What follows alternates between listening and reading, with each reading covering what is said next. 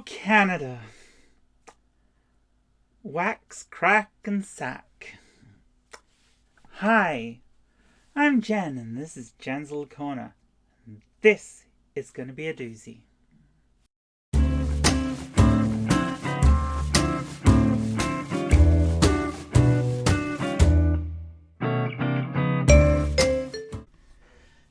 Jessica Yavnik. And that's the last time I'm going to say that name in this video. This person has been a bad player for a while. They've done deplorable things in the past, and will probably do deplorable things in the future. They are not a good player at all. They are not a good representative of the trans community, and they are certainly not somebody I would give any respect to. I'm not going to show pictures of this person in this video. I am not going to bring up articles that are being put up in this video. I refuse to give this person the media coverage that other media outlets have given it. Now, granted, most of those media outlets have been right-wing, Christian-based media outlets. Some of it has trickled down into the mainstream media, but not a lot. It's very hard to find references in the mainstream media. However, it'll get there. This is kind of deplorable, what this person has done. Now, for some background, I am going to explain what's happened, and then I'm going to go into my take and some of the surrounding issues I'm concerned about because of what's happened. This person is allegedly a preoperative transsexual woman, and they sought out small business operators who performed women's salon functions, especially Brazilian waxing, to get a Brazilian wax. Now, remember, this is a preoperative woman, so this is somebody with extra junk in their trunk. And they want a service that is specifically for the vajayjays.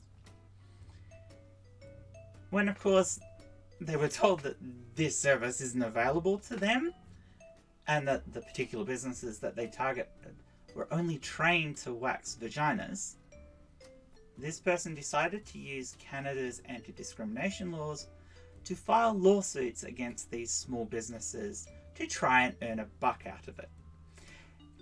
Now, it's quite obvious that their intention up front was to file lawsuits.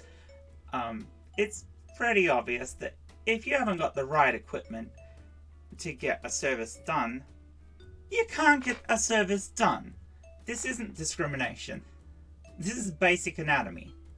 Now, if we were talking about a post-op transsexual woman with a vajayjay, then yeah, if you get refused to have a Brazilian if you want one, then that is discrimination, because that's still a vajayjay to be a waxing. But if you go to a place that specializes in waxing the vajayjay, and they don't have people on staff who know how to wax testicles, then you cannot expect them to wax you. This is ridiculous. This person is a bad apple, a bad player. They are a bad representative of humanity as a whole. They are basically an asshole. And assholes don't deserve our respect. Anyone's respect. However, the problem from this is one of attachment. Because certain elements of the community, i.e.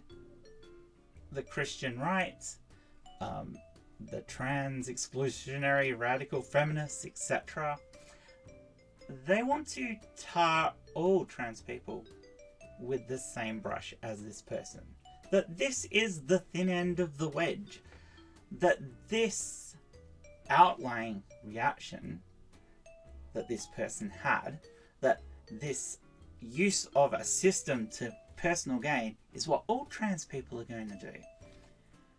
Now, I could turn this on its head like that. You know, there are way more bad apple cis people in the world who do atrocious things, even worse than this, for money, for fetish, for whatever. And we don't tar every single cis person with their brush. We don't say, oh, look at that paedophile. All cis people must be paedophiles. No. This is not how this works. An arsehole is an arsehole. And they deserve to be called out for being an arsehole. And we need to slap them around, or slap them down and say, no, you're an arsehole, fuck off. But we don't say everybody else who, for some reason, has something in common with this person is also an arsehole. That's not how it works. So if you're one of those people who thinks that every other trans person must be an arsehole because this arsehole was an arsehole, well, I'm sorry, the actual person who's an arsehole is you. And if you think that every trans person has to condemn this person because they're an arsehole,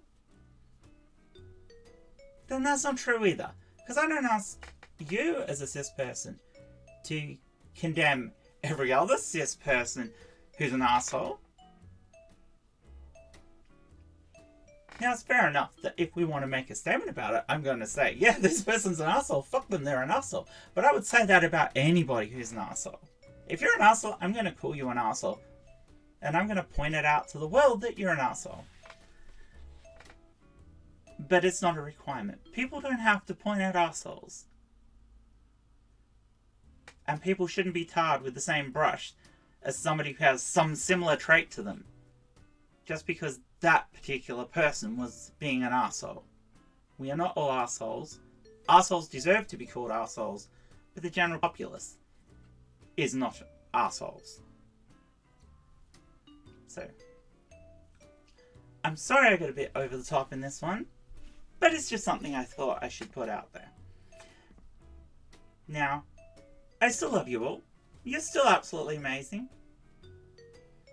And I hope you've enjoyed this video. And remember, don't choke on the selfie stick.